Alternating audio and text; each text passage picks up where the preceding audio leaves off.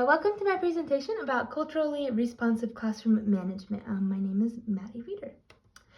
Okay, so I'm going to start with what is culturally responsive classroom management. Culturally responsive classroom management is when you take the culture and you integrate it into your classroom and you make sure it is involved in your classroom management ideals and execution. It helps create inclusiveness with learning and respects values of different diverse cultures and backgrounds of all the students. So some strategies to build relationships with students. I did two ideas here. So the first one is a think, pair, share bell ringer, and to start every morning with a think, pair, share with a get to know you question. And some of my examples here are: what was your favorite thing to do over the weekend? What was your favorite thing to do at recess? What is your favorite color today and why is that your favorite color today? And this could be a great way to build student relationships with students because they can talk about it with their partner, and as a teacher you can walk around and listen to the responses, and then as a class you can have a couple, like 2 or 3 students share their response with the whole class.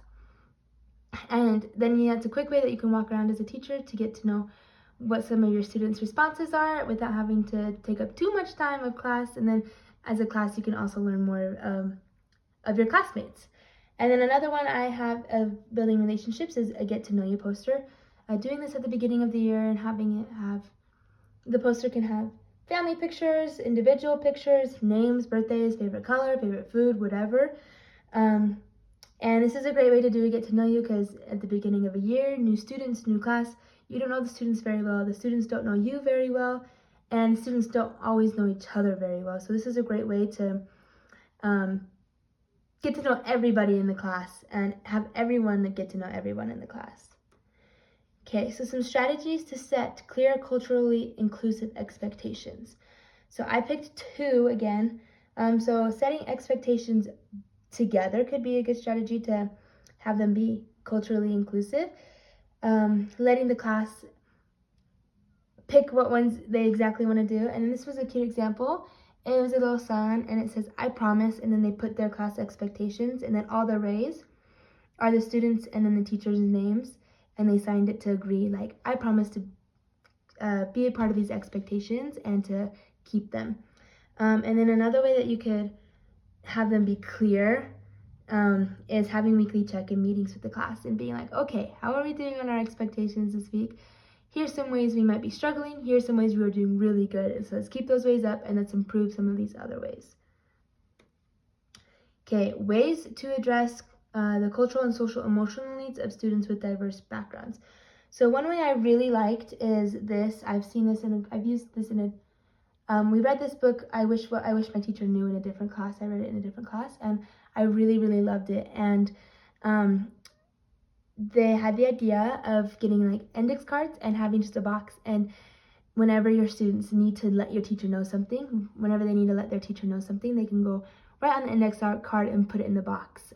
If the teacher's not there, if the teacher is just busy or whatever, or if they want it to be anonymous, they can let their teacher know something that they wish their teacher would know about them or another student or whatever.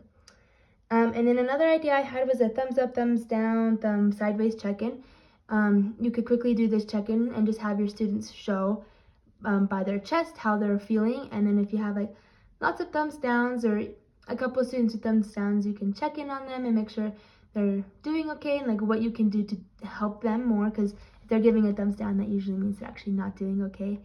And then you could also check in on those thumb sideways kids and just make sure, like, check in on them, see what you can do to help them have a thumbs up instead of a thumb sideways or a thumbs down.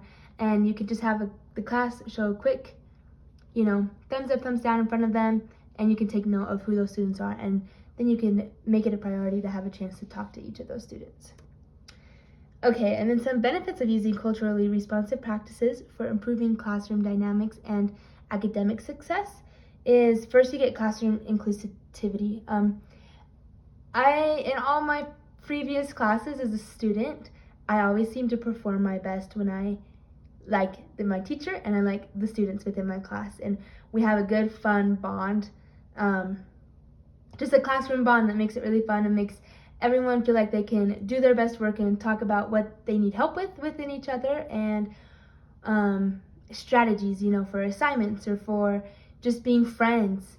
And I think that having a good class bond really boosts academic success as well, because you can bounce ideas off of each other and feel very comfortable doing that. And then parent approval could be another great thing, because if your parents are supporting what you're doing within your classroom, the expectations you have, your practices within your classroom, they can support those at home.